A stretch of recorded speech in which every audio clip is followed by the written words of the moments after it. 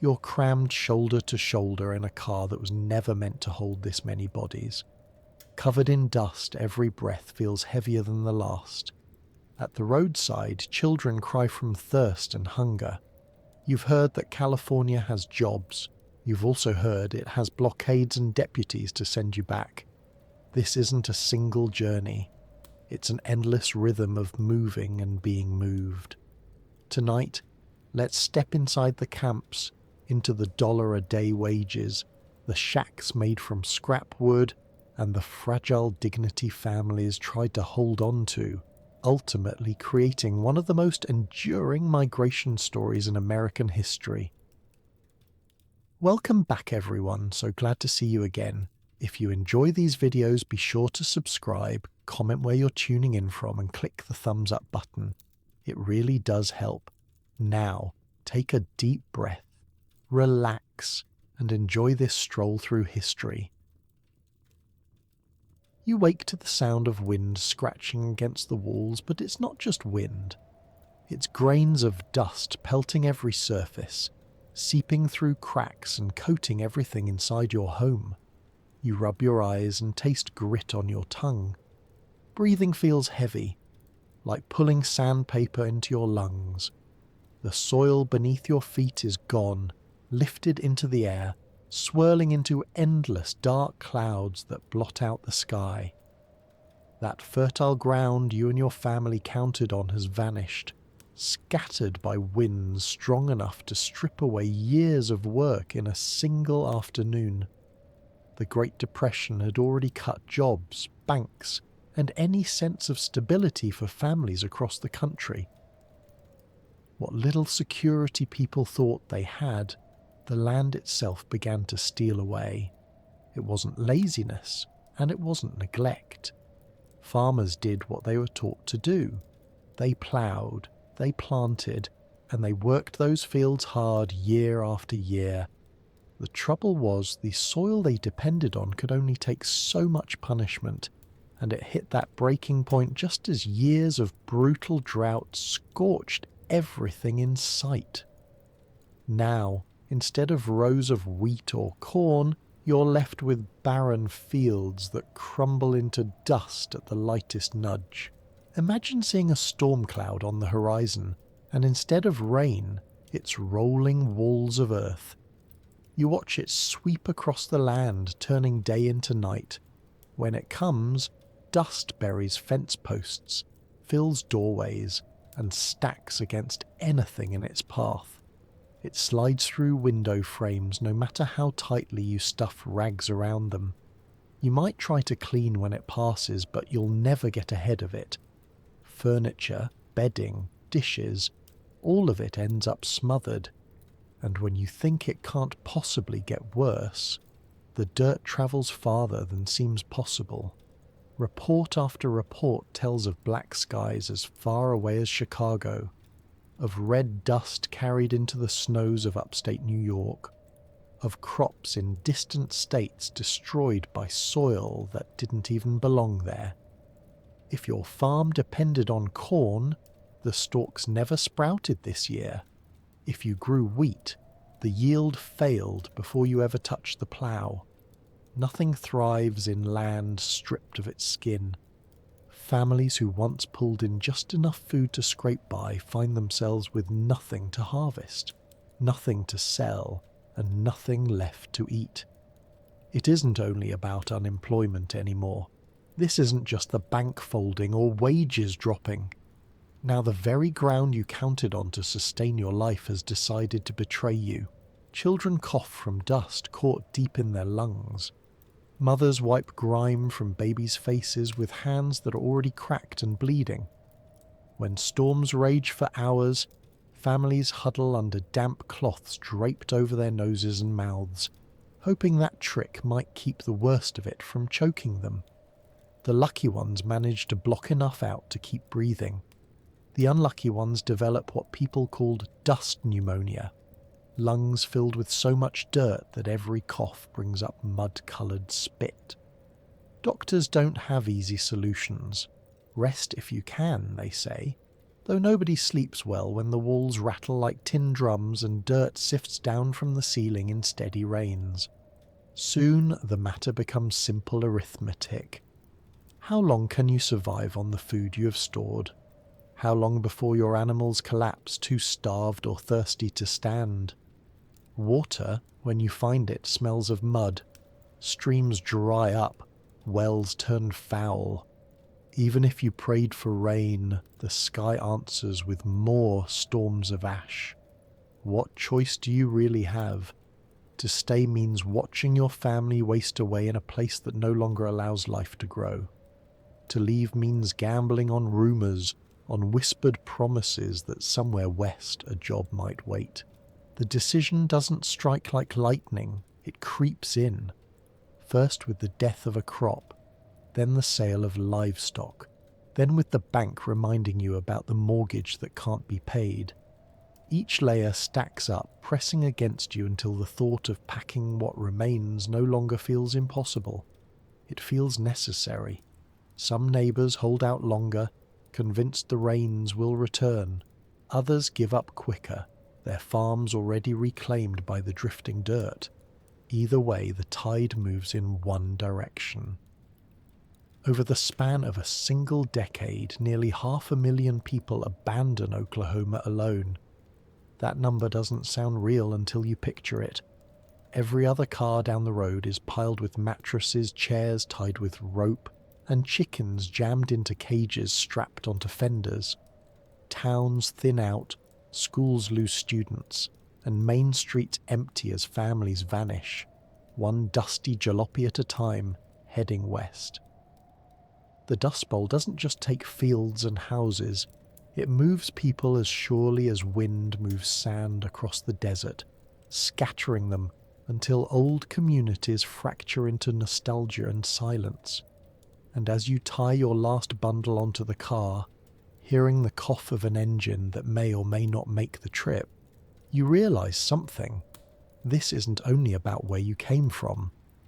Once the road stretches out under your wheels, it becomes about survival itself. The moment you step onto it, everything about how you live changes, and the road, unforgiving as it is, will decide who holds on and who doesn't. You stand outside the house, the same house your family fought to hold on to, and now you have to decide what part of it comes with you.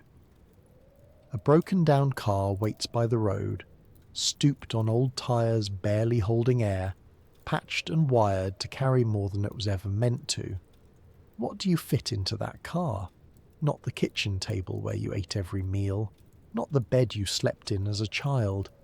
Maybe a mattress folded and tied to the roof, flapping in the wind like a piece of loose skin. Maybe a sack of clothes, a pot, a couple of cooking pans. Everything that once made up your life now sits in a pile, and you're left to judge what part of your past is worth gasoline and road dust. The car is already groaning before the key turns.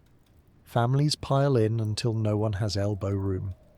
Children balance on laps, shoulders press against windows, and more cousins squeeze into the back than you thought possible. Someone coughs, and the sound blows over you like a reminder that there won't be room for space or comfort on this trip. The weight pushes down on the tyres. Every corner makes the frame creak. You know how long the drive is supposed to take. Maybe 3 days if everything goes well. But you've already seen how rough the road is and how fragile the car feels. Even standing still, you can sense it. The journey will stretch on longer than you want to admit. Now comes the first argument. Do you take the tools, the plough blade, the hammer, the hoe, that might help restart somewhere else? Or do you give precious space to sacks of beans and flour? A water jug takes the space of a toolbox. Firewood won't make it past the state line, but without it, nights will be cold. Livestock? That's laughable. No cow or goat can survive 3 days without more water than you'll ever be able to spare. So you leave them behind. You tie their fate to the abandoned farm. walking away from animals that once stood at the center of your days. One more sacrifice on a growing list. Jalopies creak forward in long strings, not one car shiny or new. Most are trucks fitted with wooden boxes bolted to the back. Homemade trailers bump and scrape along the dirt, patched together from spare planks, held at the joints by twine and boards that bend with every mile. They're ramshackle, loud, slow-moving.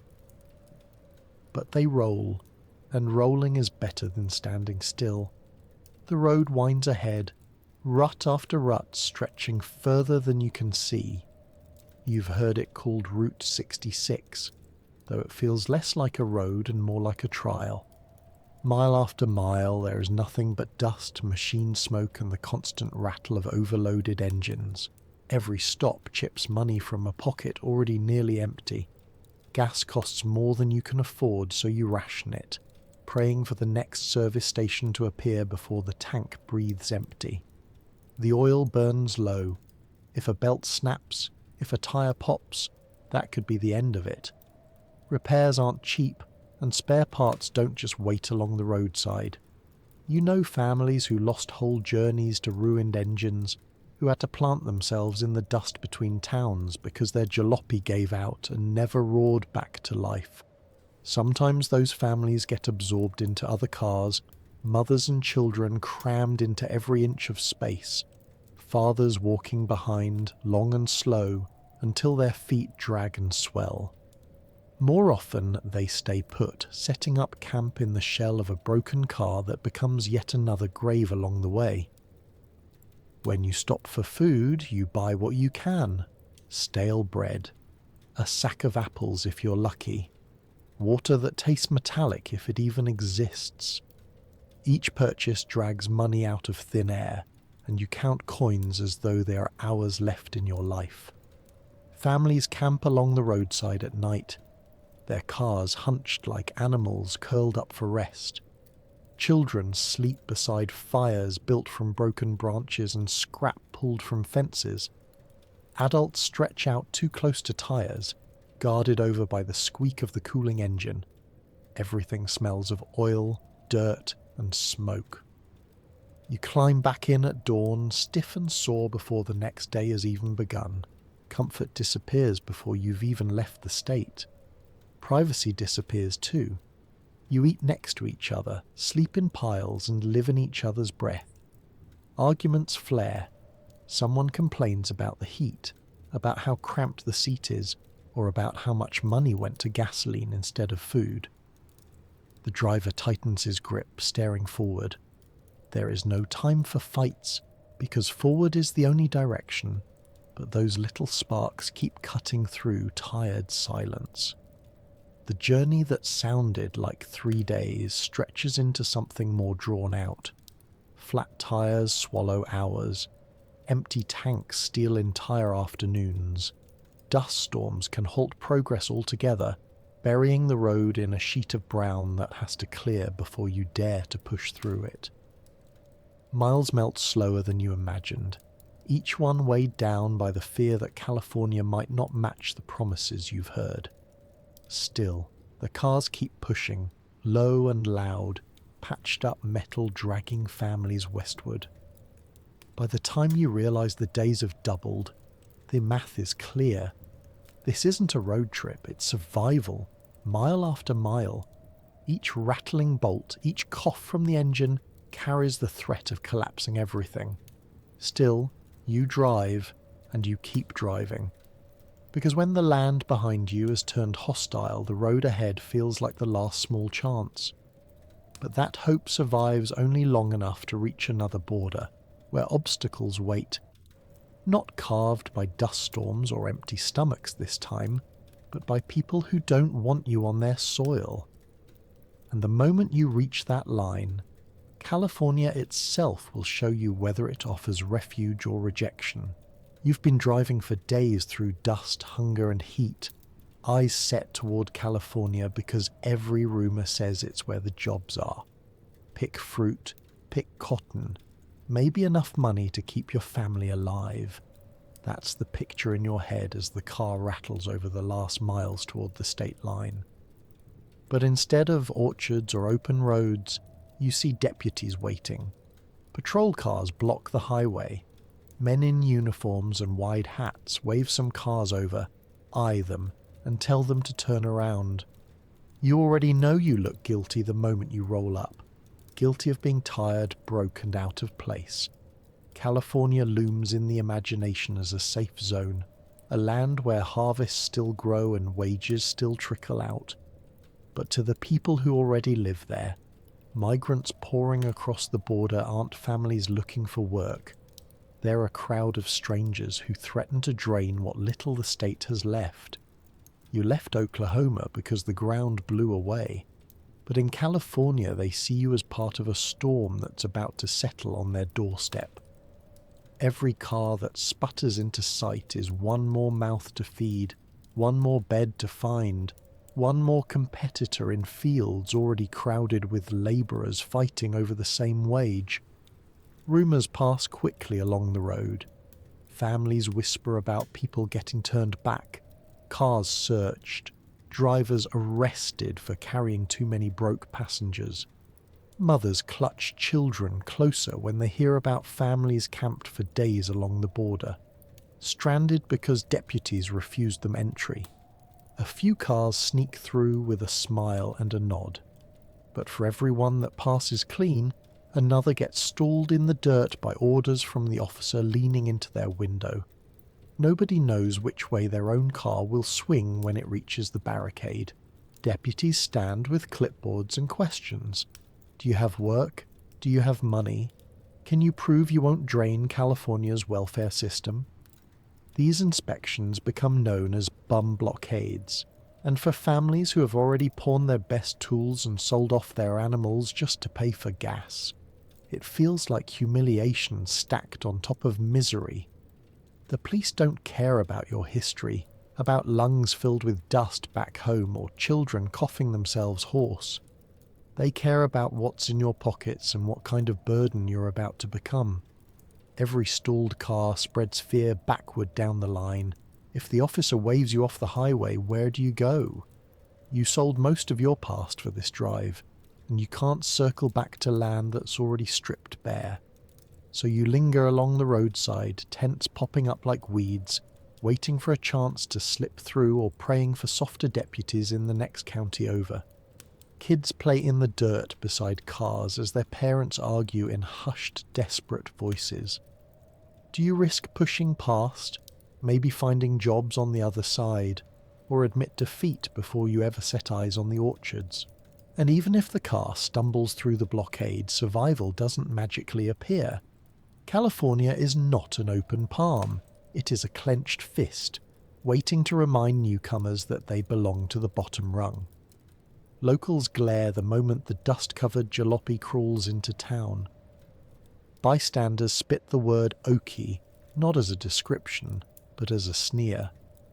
To them, that crackling license plate tells the entire story. They think it screams poverty, ignorance and laziness, even if your hands are hard and calloused from years of ploughing fields. Once you arrive, every road has signs pointing to the next blockade, not in uniform and badges this time, but in raised eyebrows, closed doors, and jobs that vanish when you reach for them. Employers size you up and cut the wage low, knowing you have no power to refuse. Store owners glance at your dusty clothes and say nothing, but you see it in their eyes.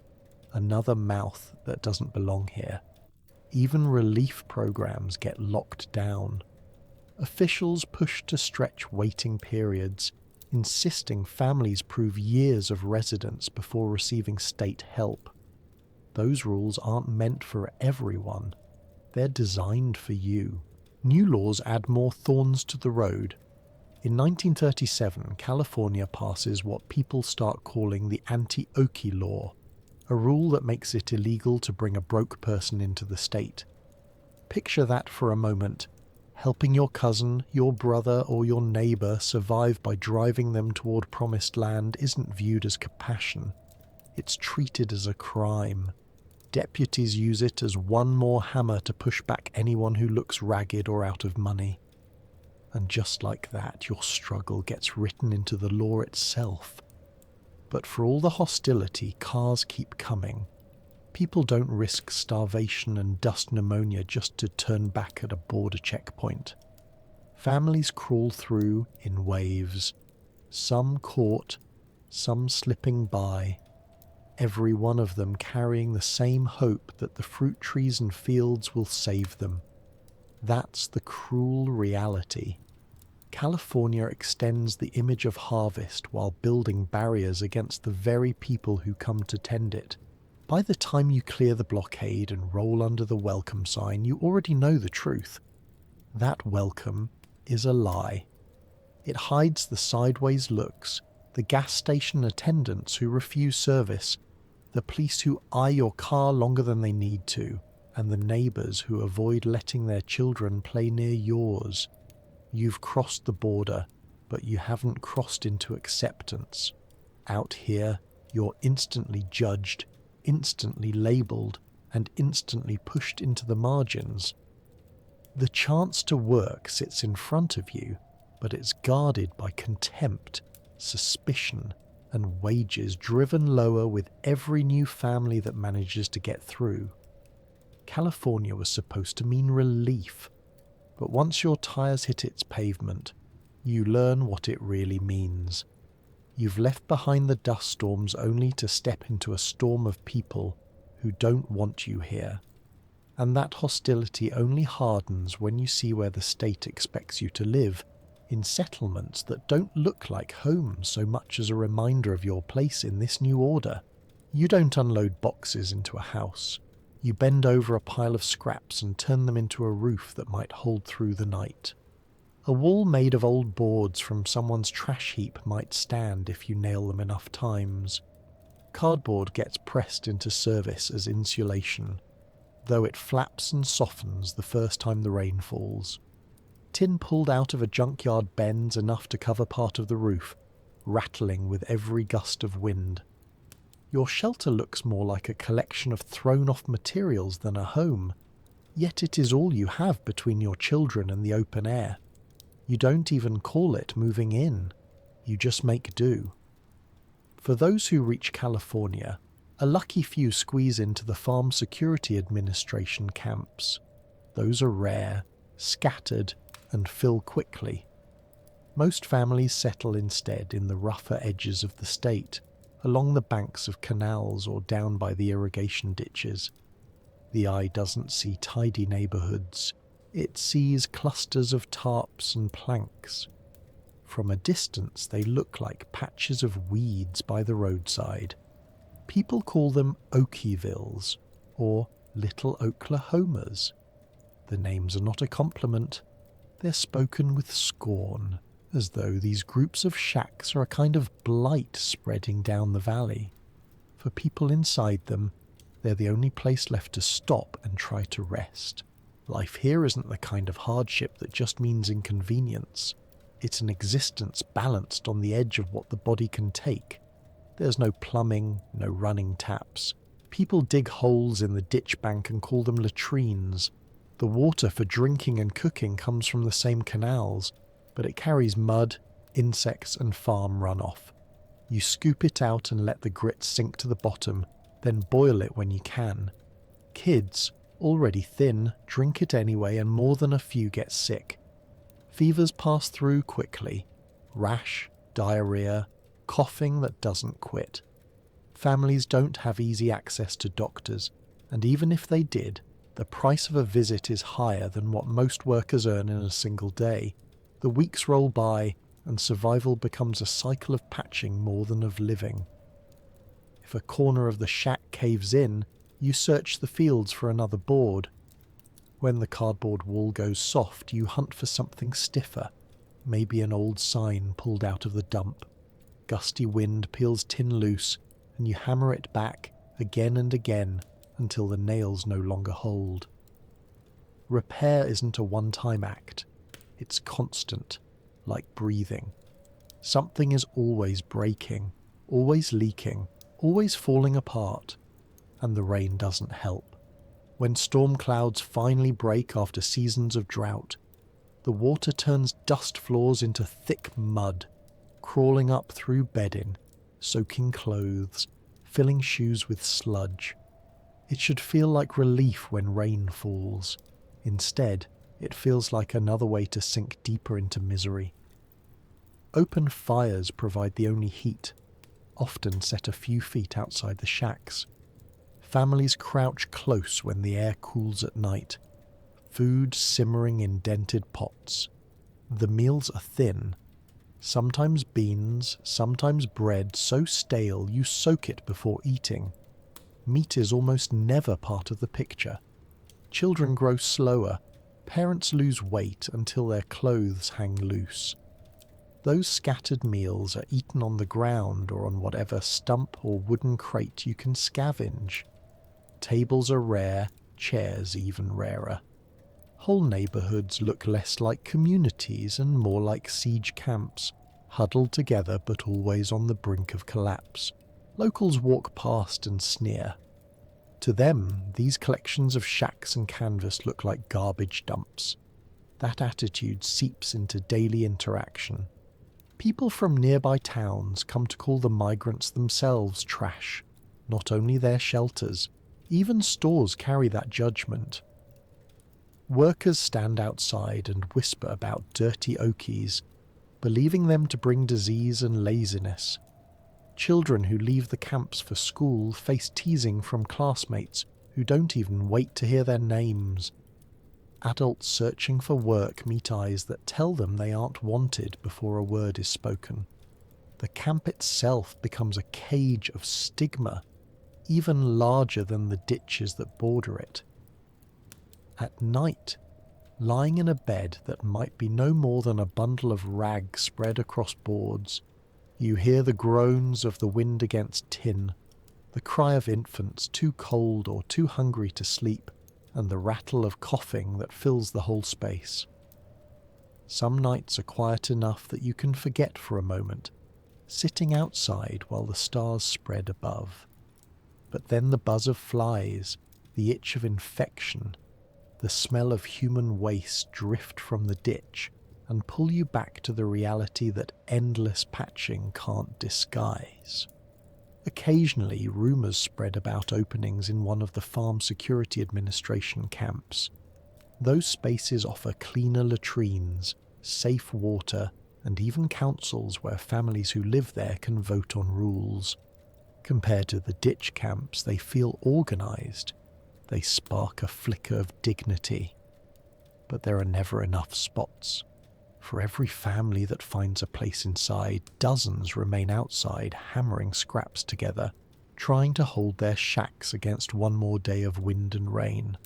Those government camps were built as models, not permanent towns. They carry hope yet remind everyone of what's missing.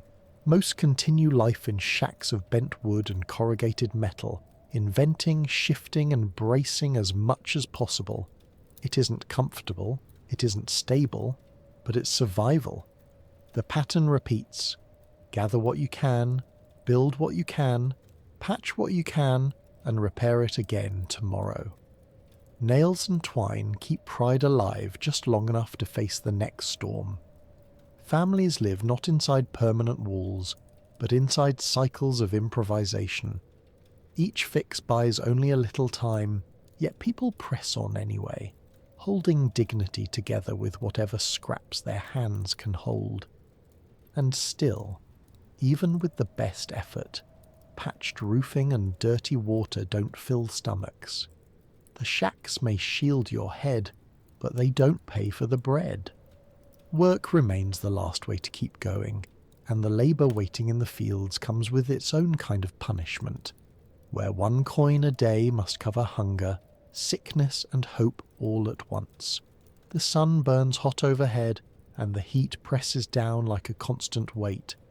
A man at the edge of the field hands you a rough sack and points. The order is simple. Pick until the bag is full, then keep going until your back aches too much to stand. There is no end to the rows that stretch across the land. Grapes hang heavy on the vines, Cotton bursts from dry stalks, peaches swell in the branches. To the grower, this is wealth waiting to be pulled in. To you, this is survival measured in pennies. The faster you bend, the more fruit you snag, the heavier that sack feels by the minute. But no matter how much you fill it, the wage stays low. Some days 75 cents, at best $1. Sometimes less if there are too many other hands reaching for the same crops. You feel the imbalance the moment you arrive in the field. Thousands of migrants crowd across the Central Valley, all desperate for work. California farmers see the numbers and recognize the advantage. They don't need to raise pay or offer fairness, because if you refuse, 10 more families are ready to step in behind you. The oversupply of labor becomes the grower's power. Every time the pay drops, someone else is forced to accept it because hunger pushes harder than pride. The system feeds itself. The poorer you get, the more the farmer benefits. Your loss is their gain. That $1 doesn't travel far. By nightfall, it must cover food for the family, maybe a new scrap of clothing if boots tear or shirts split, and whatever tiny portion goes to gas or the next move. Stretch the math out across a year and the numbers look brutal. Migrant families rarely see more than $450 come in during 12 months of backbreaking work. That isn't just tight, it's starvation written into numbers. Houses remain impossible. Proper medicine stays out of reach.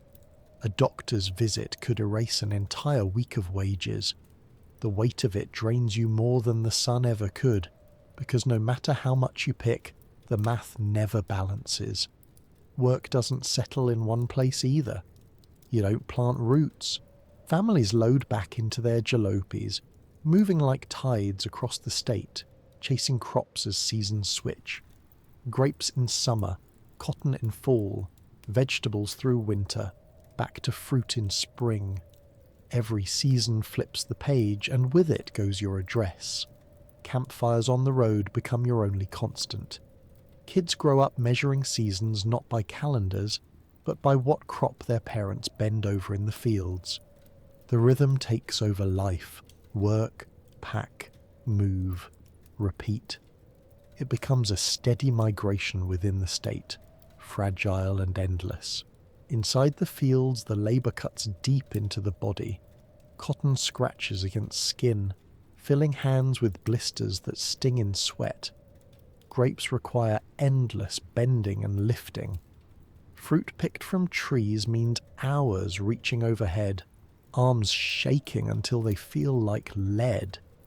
Breaks are rare. Water comes warm and muddy, and sunburns streak red across your neck and arms. There is no shade but the shadow of the sack you drag behind you. Children as young as 8 are pressed into work. They pick alongside adults because every hand means another few coins in the day's pay. Fatigue settles early, but food is too scarce to refuel the strength the body burns through.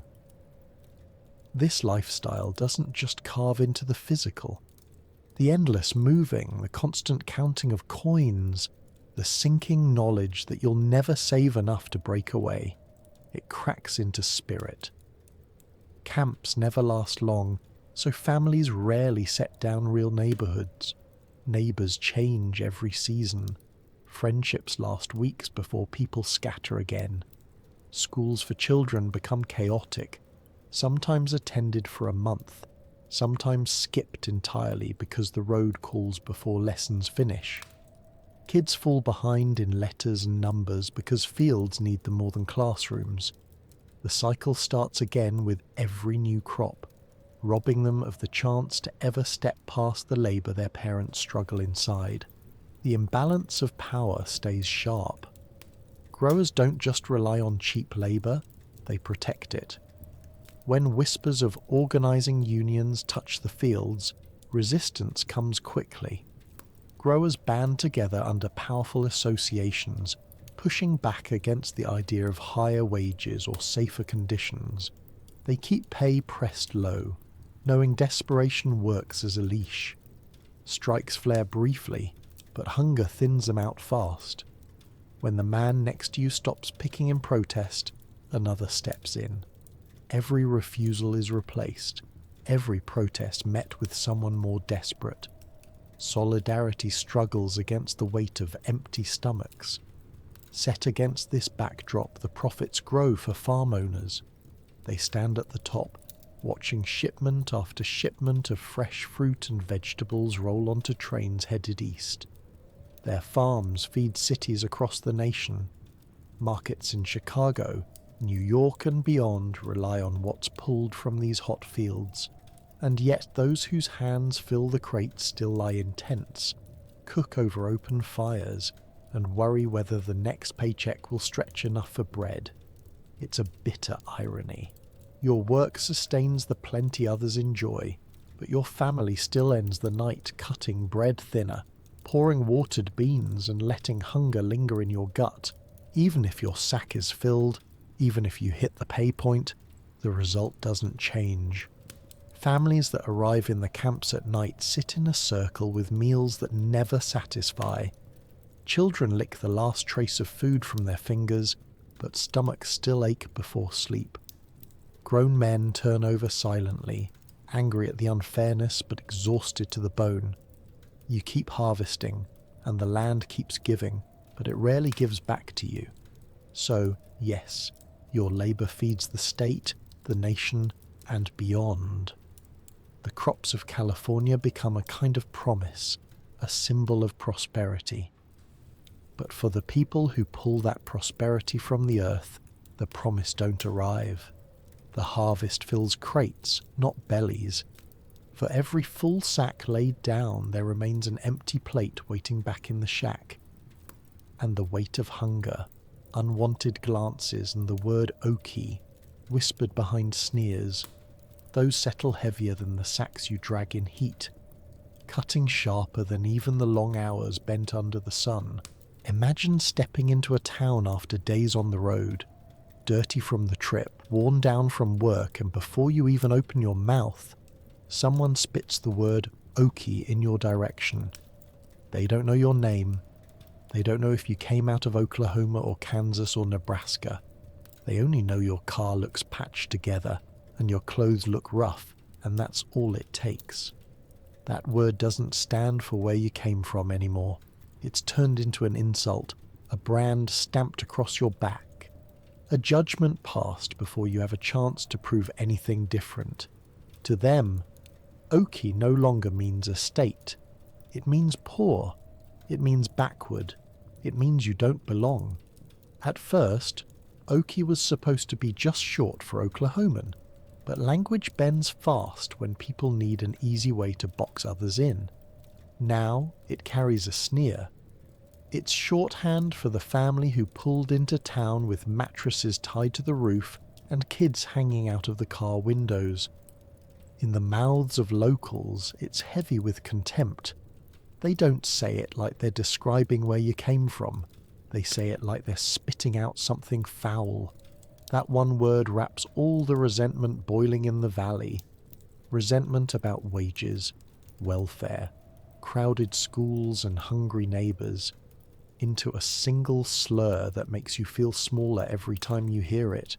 The resentment grows wild because the depression doesn't leave California untouched either. Locals are already struggling to hold their jobs when new faces roll in by the tens of thousands. They look at you not as one more worker, but as the reason their paychecks are about to shrink. Farmers can keep wages low because so many are willing to take scraps. Relief programs stretch thinner when states have to share with newcomers. And in those crowded moments, blame doesn't aim at bankers or drought. It aims at you, the outsider, who came rolling in with dust still clinging to your clothes.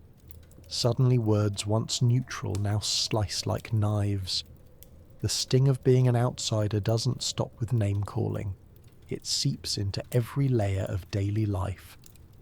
Children who walk into Californian schools get laughed at for how they talk. Their accents stretched out into mockery. They're called dumb before a test is even handed out. Some are treated like the dirt blew in with them, scorned for wearing patched clothes or for bringing lunches that barely fill their stomachs. It's hard enough for a child to stand in a new classroom. It's harder when the teacher looks at them like a burden, and the students sneer with the same word their parents mutter at shop counters. For adults, rejection cuts sharper. Men step into stores, and the silence lands heavy until the clerk finally asks what they want. Women ask about relief, only to be told the funds are gone, even as they hear others in town still manage to collect aid. The same answer repeats, nothing left, not for you. Those words often reflect not shortages but decisions.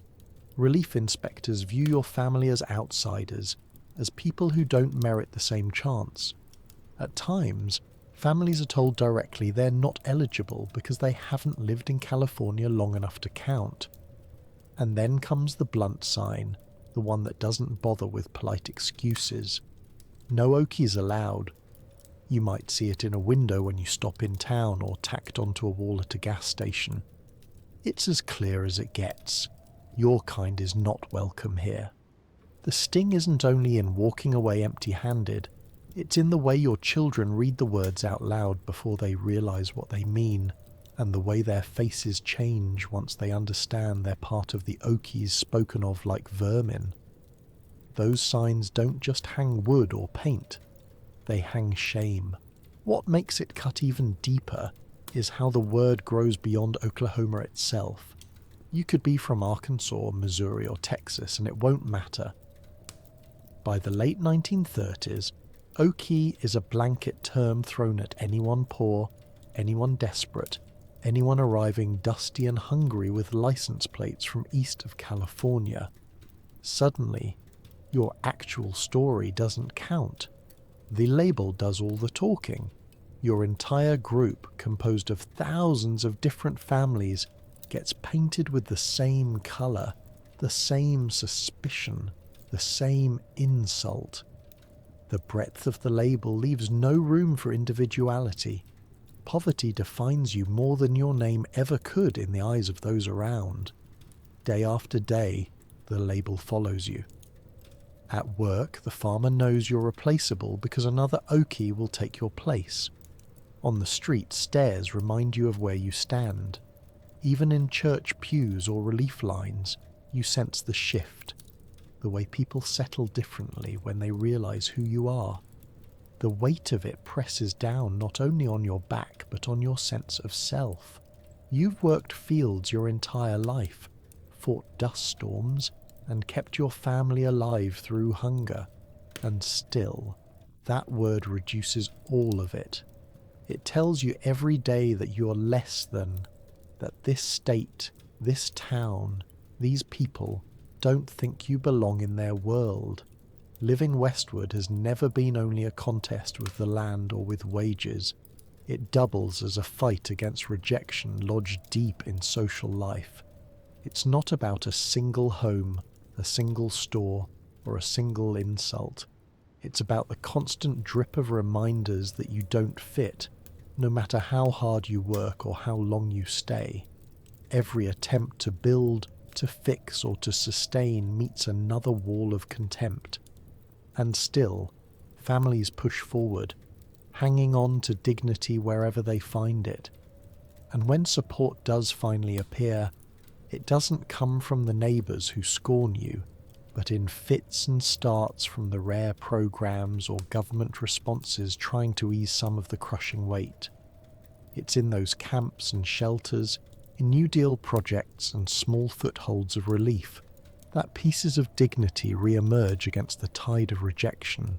After weeks of sleeping in ditches and shacks that barely held together, you finally roll into something that doesn't feel like it wants to collapse under its own weight. The sign tells you it's a Farm Security Administration camp, one of the government projects set up under Roosevelt's New Deal. At first glance, it almost seems wrong. The place looks organised. It looks managed. Compared to sleeping next to a canal with a ditch for a toilet, this might as well be another world. Rows of canvas tents sit in neat order. Latrines actually have a place instead of being holes in the dirt, and water comes out of a pump instead of being scooped out muddy from a canal. To someone who has lived months in scrap wood, such basics feel close to luxury. These camps don't try to fool you into thinking they are permanent. They were built for rotation, for hundreds of families to cycle through when crops needed picking, and then move along when the harvest ended. Each camp held room for about 300 families, which sounded like a lot until you lined it up against the tens of thousands of migrants swarming the central valleys. If your family didn't get in fast enough, your chance of a slot vanished for the season. That meant some spent weeks, or months, waiting near the roadside, asking about openings while still living among the trash piles and patch camps they tried to leave behind. When you did get in, though, the difference was sharp enough that you could breathe for the first time in years. But relief is never simple. The very existence of these camps stirred resentment among locals. To them, it looked like the federal government was pouring money into outsiders while ignoring families rooted inside California for generations. The anger dripped out in editorials, in city meetings, and in the looks locals gave when they drove past the camp gates. The resentment could stretch into hostility. Counties sometimes refused to cooperate, pushing back against funding or holding up plans for new shelters. So even in a camp that finally offered latrines that didn't overflow and taps that didn't make your children sick, you carried the knowledge that half the town outside thought you didn't deserve it. Relief came with strings, and the strings were tied in public shame. Still, inside the fences the camps ran by different rules. They were self-governed, which sounds strange if you imagine total control by the state. Families elected their own committees, decided on rules, and enforced them. The idea was that people could regain some dignity by running their own small community instead of crawling under the thumb of a relief officer. Meetings covered everything from sanitation schedules to disputes between neighbours. It wasn't glamorous, it was practical. You woke up knowing you had a voice, even a small one, in how the place ran. That kind of dignity had been stripped away back in the ditch camps where you just hoped no one stole what little you owned before dawn. Beyond shelter, the New Deal reached into the very land itself. The Soil Conservation Service stepped in with crews who reshaped how fields were worked. Across the ruined plains, men in canvas uniforms dug lines into hills, set windbreaks of trees along fence posts, laid out strips for better ploughing. Techniques like contour farming and crop rotation promised that the land wouldn't blow apart again as it had in the Dust Bowl years. Farmers were even paid $1 per acre to follow those methods. The numbers don't sound like much now, but imagine that 1 acre bringing in $22 in today's money if you followed the plan. It was a trade. Hold the soil, save the farm, earn a bit of pay. Meanwhile, the very migrants who had fled the ruined farms still bent their backs in California's orchards, often watching such conservation projects only from memory of what they lost. In these same years, federal relief extended into livestock as well. The Drought Relief Service swept across devastated counties buying cattle from farmers who couldn't hope to water them anymore. The government handed out $14 to $20 a head. The weakest animals were killed outright, their bodies never leaving the field. The healthier cattle moved into federal surplus programs, butchered and distributed for food. For the farmers left back on the plains, this blunt act kept bankruptcy from swallowing them whole. For the migrants who had already abandoned their fields, the policy might as well have been a reminder of everything they had been forced to give up. aid often seemed to come on the heels of departure, as if the price of help was leaving the land behind. Another layer was awareness. The FSA didn't only build camps, it also sent photographers across the country to capture what was happening. Over 175,000 images came out of that campaign between 1935 and 1944. Grainy black and whites of families crouched near jalopies, children staring with hollow eyes, mothers cradling babies who had nothing in their stomachs. One of those photos, Dorothea Lange's migrant mother, burned itself into public memory. A woman staring toward nothing while her children hide their faces against her shoulders. The picture brought a nation into the moment, made city dwellers far from Oklahoma understand the kind of suffering unfolding in fields and camps. The real power of those images wasn't in their blur of dust or the hollow of cheeks. It was in how they forced Middle America to face the question, how much difference is there between those Okies and themselves? A photograph stripped away excuses and left only the human faces, catching people at their weakest, sometimes at their most resolute. In doing so, the FSA gave not only aid in the form of camps, but a kind of weapon in the form of public attention. The country could no longer pretend the problem was exaggerated rumor. The truth is that all of these interventions, soil programs, cattle buying, labor camps, didn't end the hardship. They trimmed the sharpest edges. They reminded people that another day could be lived without falling completely apart. Camps provided a cleaner bed, cleaner water, and a sense of control. The conservation work meant fewer families would face another catastrophic dust storm. The cattle program staved off the immediate collapse of livestock herds. But hunger still hung over kitchen tables. Prejudice still boiled outside camp gates. The survival was more bearable, not secure. Even so, that sliver of dignity mattered.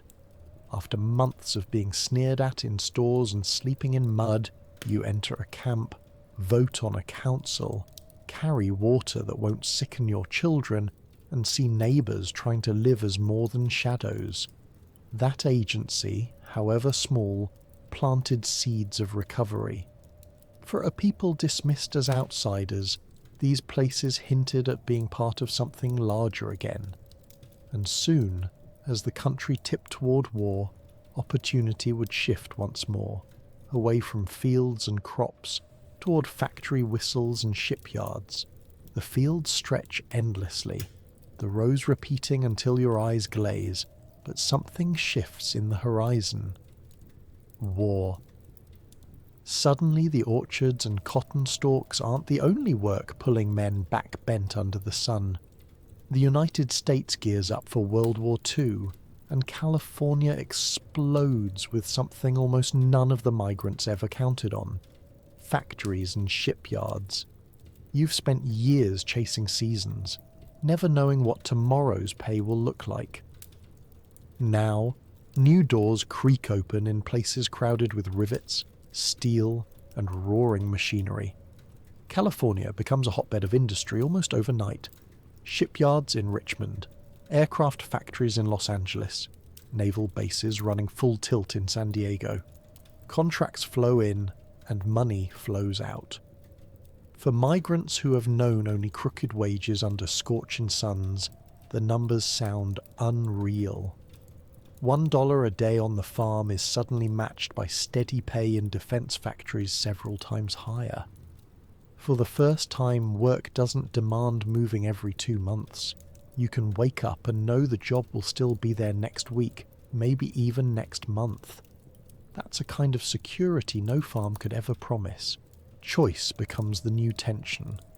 Do you stick with the fields, the hard life, but the one you know, or push into crowded urban spaces to fight for jobs in booming factories? Migrants who had learned to live on dust and scraps suddenly face a different gamble. The jobs in the cities pay more, but they're unfamiliar. Tools in a factory aren't the same as tools on a farm. Machines roar, and the air smells of grease, not dirt. Still, for many the math is clear. A steady government paycheck outweighs the exhaustion of agricultural cycles. Families who once patched tar paper over leaking shacks begin saving enough to put walls around themselves for the first time in a decade. The poverty doesn't vanish instantly. The stigma doesn't vanish either. Even with a steady job at a shipyard, neighbours still look at your accent or your rough clothes and know you came off the road. Okie still cuts, but less sharply now. They may spit the word, but when your paycheck clears every week, you're no longer begging for bread or scraping for beans. The fields marked you as temporary. The factories let you root. A family can take that paycheck and finally sign for a house. Nothing fancy, just a small bungalow near a factory gate. But after years of tents and ditches, 4 walls and a roof feel like wealth. Concrete driveways replace mud floors, neighbours replace empty camps, and kids finally go to schools long enough to stay. Cities themselves look different. Los Angeles is no longer just film studios and oil pumps. It hums with aircraft production, with the rows of workers riveting planes together under steel rafters. San Francisco Bay loses its foggy quiet, filled instead with cranes building tankers and Liberty ships. San Diego pulses with the Navy's expansion, its shipyards and bases swallowing whole neighborhoods with wartime energy. Migrants pouring off Route 66 find themselves walking into an army of new jobs, each one tied to contracts funded by Washington. It's not just an economic shift, it's transformation on a scale so large it rewrites the future of the state itself. The government practically ensures that doors open. Cost-plus contracts roll in for companies, meaning the federal government pays for whatever costs arise plus a profit margin. That gives owners every incentive to hire, even to train people who have never touched this kind of machinery before. Suddenly, factory floors open wide for unskilled labour. If you can keep pace, you have a job. Men who once dragged sacks of cotton now operate drills.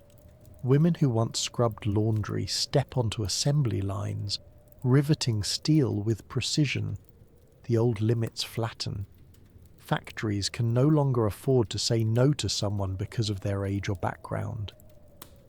By 1941, the White House goes further, signing Executive Order 8802, banning racial discrimination in war hiring. It isn't perfect, but it makes cracks in walls that had been solid for generations. For migrants, those cracks are entry points. Families adjust quickly. The old cycle of cotton, grapes and road dust fades. By 1950, only about a quarter of the Dust Bowl migrants are still in the fields. Everyone else has shifted toward factories, shipyards, or the countless support jobs feeding into a wartime economy. The whole structure of survival has changed. Dinner tables that once held beans and stale bread now hold meat. Not every night, but far more than during the Depression years. Kids sit in classrooms without being pulled back out to pick crops. Families pay taxes, settle in towns, and blend into the California fabric. The endless moving stops. Alongside stability, something subtler happens. The word Okie begins to bend. During the Dust Bowl, it marked you as poor trash, something to scorn at a storefront.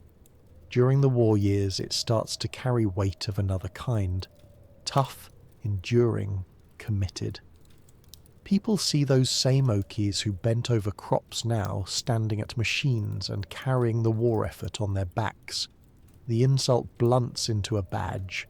Over time it gets hammered into pride. Hard work, simplicity, resilience. The very values that sustained migrants through the Dust Bowl now look like assets rather than shame. You can trace the shift in small ways. Families once mocked for their tar paper camps now live in real houses and pay steady rent. Shipyard workers with thick Oklahoma accents become foremen. Migrants who once stood on the edge of survival buy cars off dealership lots, not scrap yards. The insult can't erase the proof stamped across entire neighborhoods where children grow healthy rather than sickly. Slowly, you stop being only an outsider. You become part of the story of California itself. The irony runs deep. The very people California resisted at its borders in the 1930s are the same ones who keep its shipyards and factories running during the war. Plain hard math. No floods of migrant labor. No way to meet production quotas. The state grows wealthy off the hands it once mocked. And once that war economy rockets forward, the Dust Bowl years truly close their chapter. The truth is, the fields never gave the Okies permanence. Seasonal wages pulled families along like driftwood. It was war, something chaotic and terrifying, that gave permanence. Factories, not farms, secured long-term futures. Families who survived the storms and the blockades transformed into Californians whose children came of age in suburban homes rather than roadside shacks. Once, just an insult hurled at the desperate Okie became something else entirely. A thread of survival and resilience woven into the identity of a new California. And from there, the story is remembered not only as one of scorn and hunger, but as a story of endurance that redefined belonging, marked forever in the memory of a country that once turned its back. The Okie journey was never just a drive down Route 66. It was survival fought on two fronts, against soil that turned into dust storms and against neighbours who saw you as less than human. Families carried scraps of hope the same way they carried mattresses on jalopy roofs, fragile but impossible to abandon. That label, Okie, once spat as an insult, shifted over time. It marked endurance, not shame. To live through hunger, rejection, and endless moving, then plant roots anyway. That's the story left behind. A reminder that sometimes resilience, not comfort, shapes the strongest part of identity. Thank you so much for listening, everyone. I hope you enjoyed this brief stroll through history.